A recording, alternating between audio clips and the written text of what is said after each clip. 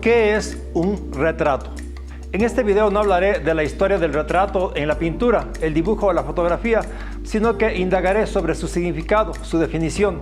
¿Qué es el retrato? En principio, un retrato podríamos decir que es toda representación hecha por una persona y, por qué no, también por una máquina, a través de un medio manual o digital para mostrar en imágenes el rostro de alguien, aunque también el cuerpo de un individuo o individuos que pueden ser identificados como tales en una imagen serán retratos. No es necesariamente algo hecho por un artista, ya que cualquiera, incluso un niño, puede dibujar un rostro o una figura humana.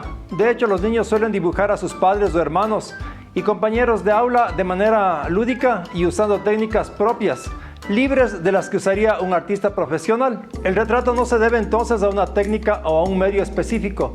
Tampoco discrimina sobre la edad de quien lo haga o de quien sea representado en la obra final. Centrémonos en la pintura, ya que el retrato puede decirse que tiene diferentes aspectos y formas de presentarse. Hay la fotografía de retrato, hay por otro lado la biografía literaria o la descripción literaria del rostro o del personaje, lo cual puede decirse que es también un retrato. Un ejemplo de ello es el retrato de Dorian Gray de Oscar Wilde de 1890, en el que el rostro del individuo retratado va cambiando de manera hasta cierto punto tenebrosa y siniestra. Otro tipo de retrato es el que vemos en la caricatura. Este es un estilo particular de retrato en el que la deformación o la exageración son un elemento esencial de la obra terminada. Hay un video específico sobre la caricatura en otro momento. El retrato no es solamente la ilustración de un rostro, ya que, como dije antes, se puede retratar de cuerpo entero a uno o varios individuos. Entonces, este es un elemento central, ya que el retrato no es lo que por lo general se entiende como tal, es decir, un rostro pintado sobre una tela. Un retrato puede incluso ser una simple silueta en la que no se distingan los detalles del rostro o del cuerpo de la persona. Podría tratarse también de un retrato en el que la persona está de espaldas y no deja ver sus ojos. Y aquí viene lo más importante de esto, es decir, los ojos y la mirada.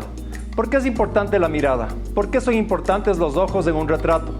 Podemos ver aquí un autorretrato de Lucian Freud, en el que se nota la fuerza del trazo y una mirada que muestra un sentimiento que nos hace pensar en que algo ocurre con el personaje. No es una simple representación de un ente estático que ha sido pintado como en una fotografía. Los trazos ya nos cuentan una historia y a ello debemos acotar el color utilizado y la mirada del pintor. La mirada es un elemento esencial no solo en la pintura, el dibujo y otras formas expresivas en general, ya que los seres humanos damos mucha importancia a lo visual, pero es esencial además porque en el rostro los ojos son un elemento que transmite mensajes, ideas, emociones, sin necesariamente estar conectados estos mensajes a las palabras o al texto. En el retrato los ojos hablan por sí mismos, el personaje se presenta de una manera particular, única, que se debe solamente al hecho de estar allí pintado o dibujado por un otro, que lo ha visto de tal manera, o en el caso del autorretrato, por un otro que es el mismo pintor que se visualiza a sí mismo de una manera tal y la muestra al público sin por ello mostrarse a sí mismo tal como es. Ya he dicho en otros videos que la realidad no es exactamente la que vemos, y es por ello que un retrato como el de Lucian Freud puede contener un gran realismo y al mismo tiempo mostrarnos un carácter ficcional.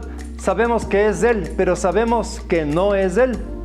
Esta dicotomía que nos muestra el retrato es lo que en realidad somos como entes existentes, ya que somos lo que somos, pero somos también lo que proyectamos que somos, siendo entonces aquello y lo otro y lo demás al mismo tiempo. Es verdad, hay estilos de retratos, formas de retratar que tienen cada una su propio significado. Por ejemplo, tenemos el retrato de monarcas o presidentes cuyo fin es resaltar el cargo que estos personajes ostentan. Por otro lado, tenemos los retratos militares, familiares, de bodas, de desnudo, de modelos, etc. Cada estilo y cada forma de representar el cuerpo o el rostro tendrán sus propias características y podrán ser entre sí disímiles o por el contrario similares. Sin embargo, a pesar de las diferencias que pudiesen haber, el retrato comparte siempre un elemento fundamental, y este es la mirada. El retrato tiene como finalidad ser visto, y al ser visto mira. Es lo que mira siendo mirado, y en este sentido tiene una doble vía significante. Es lo uno y es el otro, es lo que es y lo que no es.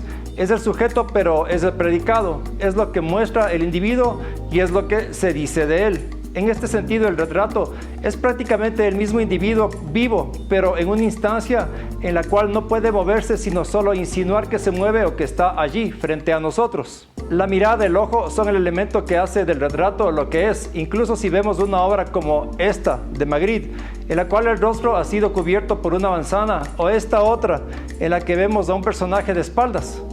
Es que la mirada no depende de los ojos solamente, sino de la ausencia de estos. Al mirar esta obra de Magritte, vemos una persona, pero ¿cómo es posible que podamos decir que es una persona si no podemos ver su rostro? ¿Y qué tal si fuese un muñeco con una peluca y un traje?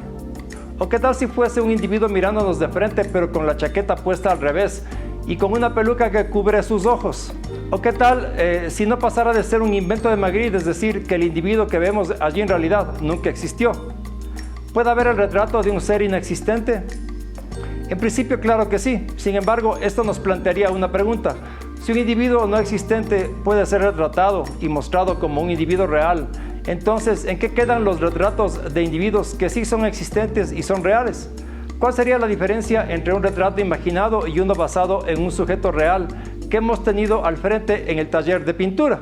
Ningún retrato es en realidad real, valga la redundancia, ya que todo dibujo o pintura es una interpretación de la realidad. No sería, por ejemplo, nada raro que el dibujo de un extraterrestre sea en realidad el dibujo de un extraterrestre real, pero que no hemos visto nunca. ¿Por qué alguien retrataría algo que no existe? ¿No será que para esa persona sí existe y por lo tanto es real? Pero bueno, sobre lo real y lo no real, mejor que discutan los filósofos y los físicos.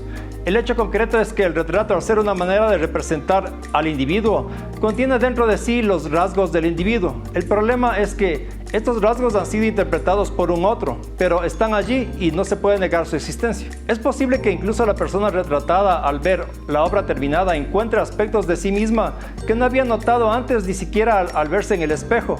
Esto podría ocurrir y ha ocurrido muchas veces porque el artista ve lo que el individuo que está siendo retratado o pintado no ve. El artista tiene un alcance que es otro, su mirada no es la misma. Su mirada es la del que ve lo que ve que es visto, y en este sentido es una mirada privilegiada que le permite obtener elementos de la realidad a la que nadie más puede acceder. El retrato es entonces no la simple pintura de un rostro, el retrato es la misma persona viva en una instancia paralizada, existente, temporal al mismo tiempo, atemporal, en la cual el movimiento se presenta pero parece haber sido detenido en un instante. Pero entonces hablemos de la máquina. Un robot puede hacer un retrato si está programado para ello. De hecho, para una máquina podría ser muy simple hacer un retrato, ya que tendría como antecedente toda la información que necesita para ello. Utilizando rayos láser que detecten hasta el mínimo detalle del modelo, una máquina podría hacer un retrato prácticamente igual al individuo real. Pero si veríamos el retrato de cerca, si lo ampliaríamos, notaríamos que son nada más que píxeles que se reparten de manera aleatoria en un plano, es decir, el retrato que parece ser perfecto no sería tal sino una captura momentánea de una realidad vivida y que de alguna manera la máquina reconoce. A final de cuentas, la máquina nos dará una imagen que será percibida por nosotros y por lo tanto será una consecuencia de lo que vemos y no de lo que la imagen realmente es. La máquina no tiene ojos, no puede mirar como nosotros, no puede decidir si tal color es correcto o no, o puede hacerlo si ha sido programada para ello. Al no tener ojos, al no tener una mirada, y recordemos que mirada es una cosa y ojos son otra. Al no tener una mirada, decía yo, la máquina no transmite nada más que lo que puede transmitir. Será el ojo humano, será el mirar del individuo el que interprete esa realidad y le dé un sentido. Un retrato hecho por una computadora no será entonces más que un conjunto aleatorio de puntos que al ser interpretados por nosotros adquirirán un sentido. El ojo, la mirada, son una parte fundamental de la pintura y del arte en general, y en el retrato son la base de su existencia. No puede haber retrato sin mirada, así como no puede haber mirada sin el ojo, y así como no puede haber interpretación sin que estas dos instancias, el ojo y la mirada, se junten y nos digan algo al respecto. El retrato es una de las formas más profundas de captar la realidad humana e incluso la realidad de otros seres, y es por ello que es tan valorada en el mundo del arte. ¿No sería entonces bueno que empieces a dibujarte, a hacerte un autorretrato? Te dejo esa tarea.